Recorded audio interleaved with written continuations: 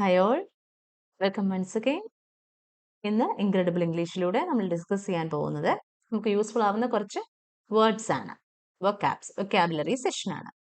Especially നമ്മൾ പറഞ്ഞു പോകാറുള്ള നമ്മൾ ന്യൂസ് പേപ്പർ ഒക്കെ വായിക്കുമ്പം മലയാളത്തിൽ കാണാറുള്ള കുറെ വേർഡ്സ് ഉണ്ട്. അതിന്റെ എല്ലാം ഇംഗ്ലീഷ് ഇക്വലന്റും അതിന്റെ മീനിങ്ങും പ്ലസ് ഒരു എക്സാമ്പിൾ സെന്റൻസ് വേണ്ടിടത്ത് മാത്രം. അതാണ് ഇന്ന് ഡിസ്കസ് ചെയ്യാൻ പോകുന്നത്. അപ്പൊ നമുക്ക് ആദ്യത്തെ വേർഡിലേക്ക് കടക്കാം. ഇന്ന് ആദ്യം നമ്മൾ കാണുന്നത് പ്രത്യാഘാതം. പ്രത്യാഘാതം വലുതായിരിക്കും എന്ന് നമ്മൾ എപ്പോഴും കേൾക്കാറുണ്ട്. അപ്പൊ പ്രത്യാഘാതത്തിന് നമ്മൾ കോൺസിക്വൻസ് എന്നൊക്കെ യൂസ് ചെയ്യാറുണ്ട്. പ്രതീക്ഷിക്കാതെയുള്ള പ്രത്യാഘാതം, അതിന് നമുക്ക് ആൻ അൺഇൻറ്റൻഡഡ് കോൺസിക്വൻസ്, അതിനൊരു സിംഗിൾ വേർഡ് ആണ് റിപ്പർക്കഷൻസ്. ഇതാണ് repercussions. He broke the rules and face severe repercussions. അവൻ റൂൾസ് ബ്രേക്ക് ചെയ്തു, മേ ബി സം ലോ ആയിരിക്കാം നമുക്ക് തരുന്ന റൂൾ. ആ നിയമം തെറ്റിച്ചതിന്റെ പേരിൽ അവൻ സിവിയർ ആയിട്ടുള്ള പ്രത്യാഘാതം അനുഭവിച്ചു എന്നാണ് പറഞ്ഞിരിക്കുന്നത്. പാസ്റ്റ് ടെൻസിലാണ് സെന്റൻസ് തന്നിരിക്കുന്നത്. ബ്രോക്ക്, ഫേസ്ഡ്, പാസ്റ്റ് ടെൻസിലാണ് തന്നിരിക്കുന്നത്. സോ അവൻ നിയമം തെറ്റിച്ചതിന്റെ പുറത്ത് അവന് വളരെ ശക്തമായ പ്രത്യാഘാതങ്ങൾ നേരിടേണ്ടി വന്നു. ഓക്കെ, നെക്സ്റ്റ് ആവർത്തനം. ആവർത്തിക്കുക എന്ന് പറയുമ്പോൾ നമ്മൾ റെപ്പറ്റീഷൻ എന്നുള്ള വേർഡ് കോമൺലി കാണാറുണ്ട് അല്ലെ? അല്ലെങ്കിൽ എന്തെങ്കിലും റിപ്പീറ്റ് ചെയ്യുക, അതാണല്ലോ പറയുന്നത്. ഇപ്പൊ എന്തെങ്കിലും ഒരു കാര്യം ആവർത്തിച്ച് വന്നുകൊണ്ടിരിക്കുന്നു. ഫോർ എക്സാമ്പിൾ, ഇപ്പൊ ഹെൽത്ത് ഇഷ്യൂസ് തന്നെ നമുക്ക് ആവർത്തിച്ച് ഇങ്ങനെ വന്നുകൊണ്ടിരിക്കുന്നു എന്ന് പറയുമ്പോൾ നമുക്ക് റീഅപ്പിയറൻസ്, അതിന് നമുക്ക് റെക്കറൻസ് എന്നുള്ള വേർഡ് യൂസ് ചെയ്യാം. എന്താണ് recurrence? The fact of occurring again, പിന്നെയും പിന്നെയും സംഭവിക്കുന്നതിന് ഒരു നൗൺ ആയിട്ടൊക്കെ നമുക്ക് യൂസ് ചെയ്യാം. The fact of occurring again, എന്താണത്? റെക്കറൻസ്. റീഅപ്പിയറൻസിന് പകരം നമുക്ക് റെക്കറൻസ് എന്ന് യൂസ് ചെയ്യാം. Okay, the recurrence of the issue highlighted the need for A permanent solution.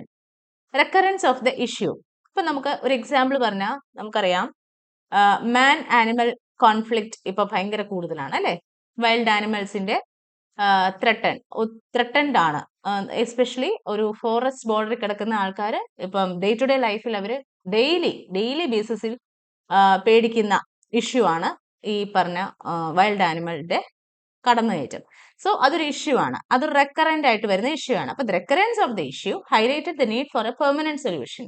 ഒരു പെർമനന്റ് സൊല്യൂഷന്, എന്നേക്കുമായിട്ടുള്ള ഒരു സൊല്യൂഷന് വേണ്ടിയിട്ട് അതിന്റെ ഇമ്പോർട്ടൻസ് ഹൈലൈറ്റ് ചെയ്തു. ഹൈലൈറ്റ് എന്നുള്ള വേർഡൊക്കെ ഇതിനു മുമ്പ് ഡിസ്കസ് ചെയ്തിട്ടുള്ളതാണ്.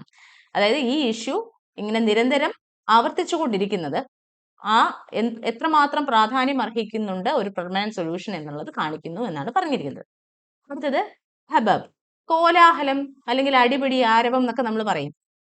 ഭയങ്കര ആരവം, ഭയങ്കര കോലാഹലമായിരുന്നു. കോലാഹലം എന്നുള്ളതിന് നമുക്ക് യൂസ് ചെയ്യാവുന്ന ഒരു വേർഡാണ് ഹബബ്. ഓൾസോ അപ്രോർ എന്നൊരു വേർഡും കൂടി ഉണ്ട്, അപ്രോർ. അതായത് വളരെ വളരെ നോയ്സി ആയിട്ടുള്ള ഒരു സിറ്റുവേഷൻ. എസ്പെഷ്യലി മാർക്കറ്റ് പ്ലേസിലൊക്കെ നമ്മൾ പോവാണെങ്കിൽ, മാർക്കറ്റിലൊക്കെ ചെല്ലുമ്പം അവിടെ ഉണ്ടാവുന്ന ഒരു ബഹളം ഉണ്ടല്ലോ, ആ കൊടുക്കൽ വാങ്ങലിന്റെ ഒരു ബഹളം, ആൾക്കാർ സംസാരിക്കുന്നതിന്റെ ബഹളം. അപ്പൊ ഭയങ്കര ബഹളമാണ്, അതൊരു ബഹളമാണ് അല്ലെ, ഒരു കോലാഹലമാണ്. അതുപോലെ ചില വഴക്കുകൾ കേൾക്കുമ്പോഴും നമ്മൾ എന്തൊരു കോലാഹലമായിരുന്നു എന്ന് പറയും. ഒരു കെയോട്ടിക് ആയിട്ടുള്ള ഒരു സിറ്റുവേഷൻ ആണത്. അവിടെ നമ്മൾ ഹബബ് എന്നുള്ള വേർഡ് നമുക്ക് യൂസ് ചെയ്യാം. A busy noisy situation. Uproar എന്നും ഉണ്ടായി. അപ്രോർ എന്ന് പറയുന്നതും ഈ പറഞ്ഞ കോലാഹലം തന്നെയാണ്. നമുക്ക് സംടൈംസ് വേർഡ്സ് അങ്ങോട്ടും ഇങ്ങോട്ടും ഒക്കെ മാറ്റി നമ്മൾ യൂസ് ചെയ്യാറുണ്ട്. ഹബബും അപ്രോറും ബോത്ത് ആർ ഈക്വലി റെലവെന്റ് കേട്ടോ. ഓക്കെ, അടുത്തത് അതിനൊരു example sentence. The hubbub in the market made it hard to hear. Hubbub in the market, നമ്മൾ ഓൾറെഡി പറഞ്ഞു, മാർക്കറ്റിലുള്ള ആ ഒരു കോലാഹലം കാരണം പറയുന്നതൊന്നും ക്ലിയർ ആവുന്നുണ്ടായിരുന്നില്ല. Made it hard to hear. അടുത്തത് മുഖവിലക്കെടുത്തില്ല. നമ്മൾ പറയും എന്റെ വാക്കവൻ മുഖവിലക്കെടുത്തില്ല. അതല്ലാതെ നമ്മൾ പറയാറുണ്ട് എന്തിന്റെയെങ്കിലും മുഖവില എന്ന് വെച്ചാൽ അതിന്റെ കൃത്യമായ ഒരു വാല്യൂ, പ്രിന്റ് ചെയ്തിരിക്കുന്ന ഒരു വാല്യൂ എന്നുള്ള രീതിയിലും പറയാറുണ്ട്. അപ്പൊ ഫേസ് വാല്യൂവിന് രണ്ട് മീനിങ് ആണ് പറയുന്നത്. അപ്പം the apparent worth or literal value of something, അതിന്റെ വാല്യൂ, മൂല്യം, അതാണ് ഫേസ് വാല്യൂ. മുഖവില എന്നുള്ള വേർഡ് നമ്മൾ യൂസ് ചെയ്യാറുണ്ട്. He has not even taken my words at face value. എന്റെ വാക്ക് അവൻ മുഖവിലയ്ക്ക് പോലും എടുത്തില്ല. നമ്മൾ എപ്പോഴും പറയാറുള്ള ഒരു സെന്റൻസ് ആണ്. He has not even taken my words at face value. അടുത്തത് അടിസ്ഥാനമുള്ളത്. അടിസ്ഥാനം, ഫൗണ്ടേഷൻ എന്നൊക്കെ നമ്മൾ പറയാറുണ്ട്. ഇപ്പൊ സ്ട്രോങ് ആയിട്ടുള്ള അടിസ്ഥാനമുള്ളതാണ് എന്ന് പറഞ്ഞാൽ നമുക്ക് അതിനെ വെൽ ഗ്രൗണ്ടഡ് എന്ന് പറയാൻ പറ്റും. ബേസ്ഡ് ഓൺ എവിഡൻസ്, റീസൺ, അല്ലെങ്കിൽ നമുക്ക് പറയാൻ പറ്റും ഗുഡ് ട്രെയിനിങ് ഓർ നോളജ്. ഏതെങ്കിലും ഒരു കാര്യത്തെക്കുറിച്ചുള്ള അറിവെന്ന് പറഞ്ഞാൽ വളരെ അടിസ്ഥാനമുള്ളതാണ്. വർഷങ്ങളായിട്ടുള്ള അറിവ് സമ്പാദിച്ചതിലൂടെയോ അല്ലെങ്കിൽ എക്സ്പീരിയൻസ് കാരണമോ നേടിയിട്ടുള്ള അടിസ്ഥാനമുള്ള കാര്യമാണതെന്ന് പറയും. ഇത്ര സ്ട്രോങ് ആണെന്നാണ് ഉദ്ദേശിക്കുന്നത്. വെറുതെ ഊഹാപോഹങ്ങളല്ല, റീസണെ ബേസ് ചെയ്ത് അല്ലെങ്കിൽ എവിഡൻസിന്റെ പുറത്ത് പറയുന്നതാണ്. അങ്ങനെയുള്ള സിറ്റുവേഷനിൽ നമുക്ക് യൂസ് ചെയ്യാവുന്നതാണ് well grounded. He has A well grounded understanding of the subject. Well grounded understanding ഉണ്ട് എന്ന് പറഞ്ഞാൽ, ഹിസ് വെൽ ഗ്രൗണ്ടഡ് എന്ന് പറഞ്ഞാൽ അതിനർത്ഥം വളരെ ആഴത്തിലുള്ള അറിവുണ്ട്, അതിനെക്കുറിച്ച് ആഴത്തിൽ മനസ്സിലാക്കിയിട്ടുണ്ട്, ഗ്രാഹ്യമുണ്ട് എന്നാണ് അതിനർത്ഥം. അപ്പം വളരെ അടിസ്ഥാനമുള്ളത്, വളരെ സ്ട്രോങ് ആയിട്ടുള്ളത്. She is A well grounded person, always calm and rational. അവളുടെ ബിഹേവിയർ എപ്പോഴും വളരെ സ്ട്രോങ് ആയിട്ട്, എപ്പോഴും കാം ആണ്, എന്നാൽ rational. Rational means based on reason. കാര്യങ്ങളെ കൃത്യമായി മനസ്സിലാക്കി തീരുമാനമെടുക്കാൻ കഴിവുള്ള ഒരാളാണ് റാഷണൽ എന്ന് പറയുന്നത്.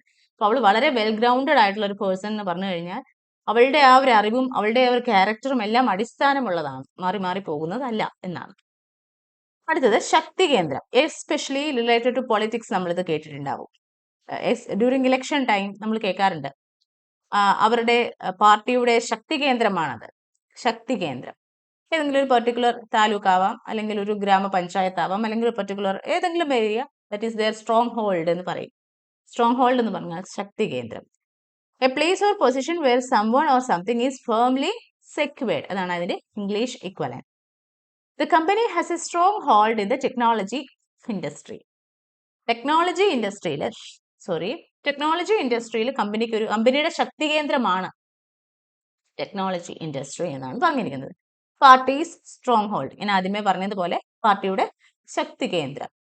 ഓക്കെ, അടുത്തത് പിന്നിൽ നിന്ന് കുത്തുന്നവരെ നമ്മൾ ബാക്ക് സ്റ്റാബർ എന്ന് പറയും.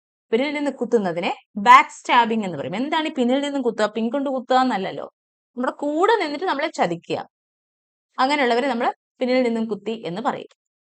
പിന്നെ അതിന് ഞാൻ എക്സാമ്പിൾ സെന്റൻസ് ഒന്നും എഴുതിയിട്ടില്ല, ക്ലിയർ ആയിട്ട് മീനിങ് മനസ്സിലാവുന്ന ഒരു കാര്യമാണല്ലോ. അടുത്തത് ബാക്ക് ഫെയർ. ബാക്ക് ഫെയർ എന്ന് പറഞ്ഞാൽ തിരിച്ചടിക്കുക, ഒരു വിപരീത ഫലം സൃഷ്ടിക്കുക. നമ്മൾ എന്താണോ ഉദ്ദേശിച്ചത് അതിന് ജസ്റ്റ് ഓപ്പോസിറ്റ് ആയിട്ടൊരു റിസൾട്ട് കിട്ടുക, വിപരീത ഫലം ബാക്ക് ഫെയർ. തിരിച്ചടിക്കുക, backfire. The new marketing strategy backfire, causing a drop in sales. അപ്പൊ അതായത് അവർ പുതിയൊരു സ്ട്രാറ്റജി കൊണ്ടുവന്നു, പുതിയൊരു പ്ലാൻ കൊണ്ടുവന്നു. മേ ബി അവരുടെ സെയിൽസ് ഒന്ന് ഉയർത്താൻ വേണ്ടിയിട്ട്, കച്ചവടം ഒന്ന് ഉയർത്താൻ വേണ്ടിയിട്ട് പുതിയൊരു സ്ട്രാറ്റജി, പുതിയൊരു പ്ലാൻ ഇംപ്ലിമെന്റ് ചെയ്ത് കാണും, നടപ്പിലാക്കി കാണും. പക്ഷെ അവർ പ്രതീക്ഷിച്ച റിസൾട്ടിന് പകരം തിരിച്ചടിച്ചു. എന്ന് വെച്ചാൽ ഡിപ്പ് ഉണ്ടായി, കുറഞ്ഞുപോയി, സെയിൽസ് കുറഞ്ഞുപോയി. ഉയരണം എന്ന് ആഗ്രഹിച്ച് ചെയ്തത് കുറഞ്ഞുപോയി. Causing a drop in sales. The new marketing strategy backfired, തിരിച്ചടിച്ചു, അതിന്റെ വിപരീത ഫലം സൃഷ്ടിച്ചു. അടുത്തത് വേറൊരു ബാക്ക് വെച്ചിട്ടുള്ള വേർഡാണ് ബാക്ക് ട്രാക്ട്. ബാക്ക് ട്രാക്ട് എന്ന് പറഞ്ഞാൽ ട്രാക്ട്, റിട്രേസ് വൺസ് സ്റ്റെപ്സ്, പിന്തിരിയുക, എന്തെങ്കിലും ഒരു കാര്യം തീരുമാനിച്ചതിൽ നിന്ന് പുറകോട്ട് മാറുക, പിന്മാറുക, അതിനെയാണ് ബാക്ക് ട്രാക്ട് എന്ന് പറയുന്നത്. She back tract from her plan and apologised. അവൾ എന്തോ വേണ്ടാത്തൊരു പ്ലാൻ ആണ് ചെയ്തിരുന്നത്, അത് തെറ്റാണ് നമ്മൾ തിരിച്ചറിഞ്ഞ് പിന്മാറി, പിൻവാങ്ങുകയും ചെയ്തു, ക്ഷമ പറയുകയും ചെയ്തു. Relatable. Is it relatable to you? നമ്മൾ പലപ്പോഴും പലരുടെയും സിറ്റുവേഷൻസ് കാണുമ്പോൾ, പലരും ഫേസ് ചെയ്യുന്ന കാര്യങ്ങൾ കാണുമ്പോൾ നമുക്കത് പെട്ടെന്ന് കണക്ട് ചെയ്യാൻ പറ്റാറുണ്ട്. നമുക്ക് പറയാം എനിക്കത് റിലേറ്റബിൾ ആണ്, അത് ആ ഒരു ഫീലിംഗ് എനിക്കത് കണക്ട് ചെയ്യാൻ പറ്റുന്നുണ്ട്, എനിക്കത് മനസ്സിലാക്കാൻ പറ്റുന്നുണ്ട് എന്ന് നമ്മൾ പറയും. അതിനെ നമുക്ക് റിലേറ്റബിൾ എന്ന് പറയാം. Able to be related to something, എന്ത് കാര്യത്തിനോടാണെങ്കിലും നമുക്ക്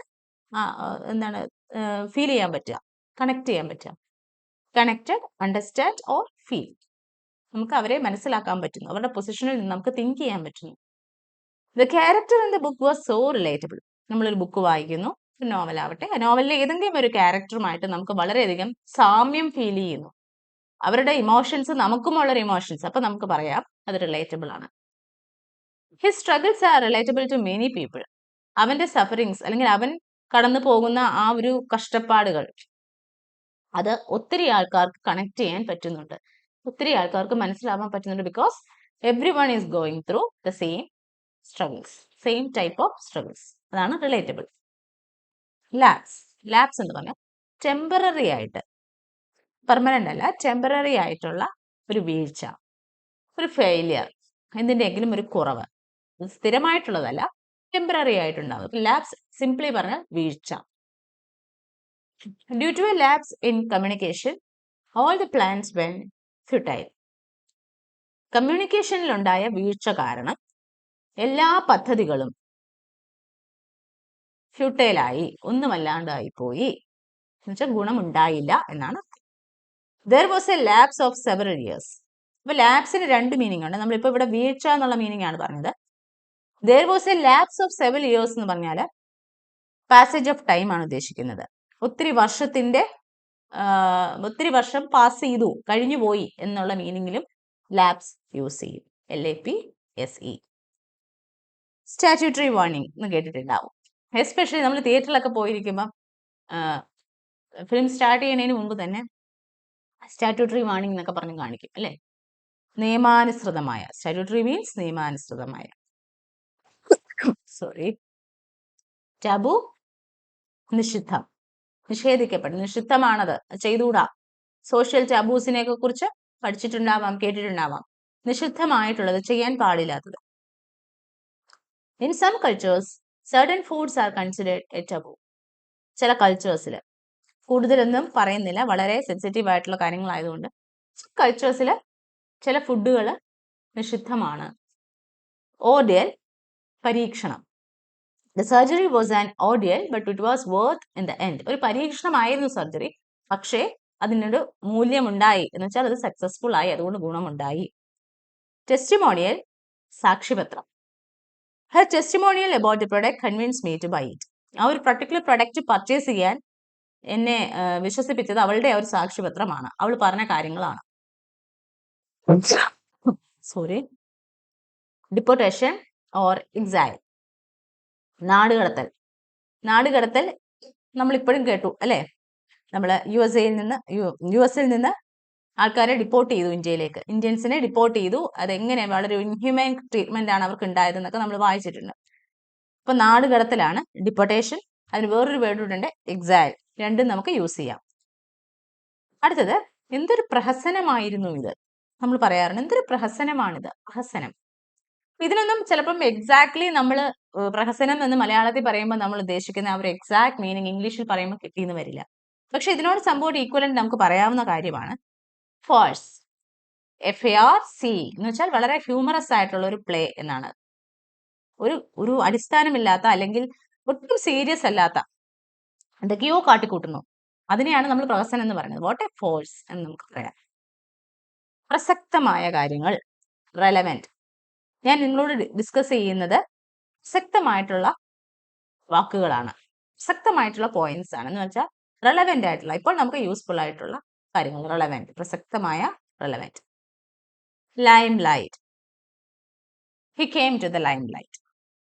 ലൈം ലൈറ്റ് എന്ന് പറഞ്ഞാൽ മറ്റുള്ളവരെ അറിയപ്പെടുക, മറ്റുള്ളവരാൽ അറിയപ്പെടുക, പൊതുജന ശ്രദ്ധ നേടുക.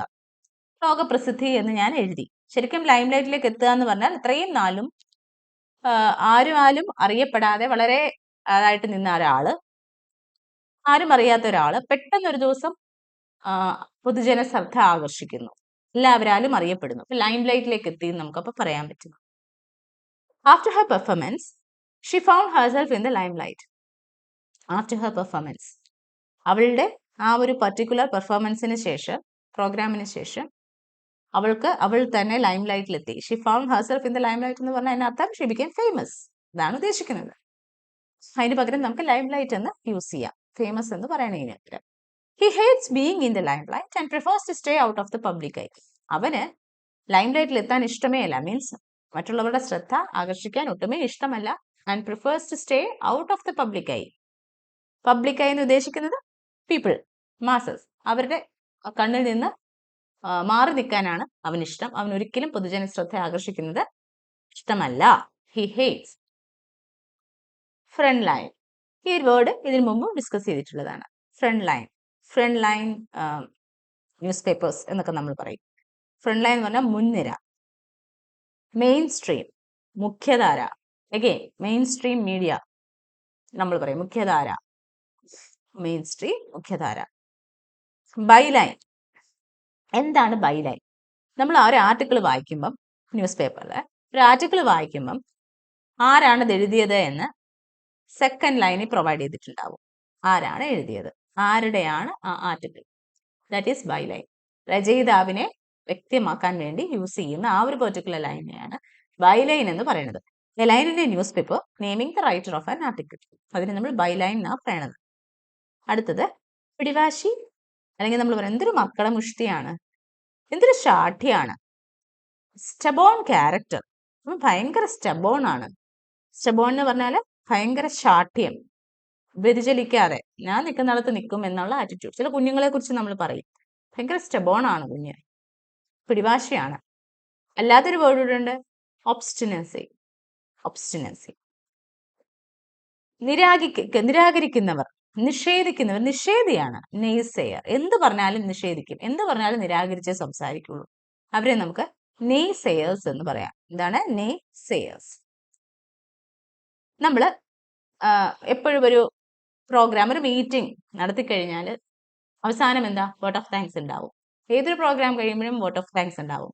എന്താ വോട്ട് ഓഫ് താങ്ക്സ്? നന്ദി പ്രമേയം അവതരിപ്പിക്കുക, അല്ലെങ്കിൽ കൃതജ്ഞത അർപ്പിക്കുന്ന.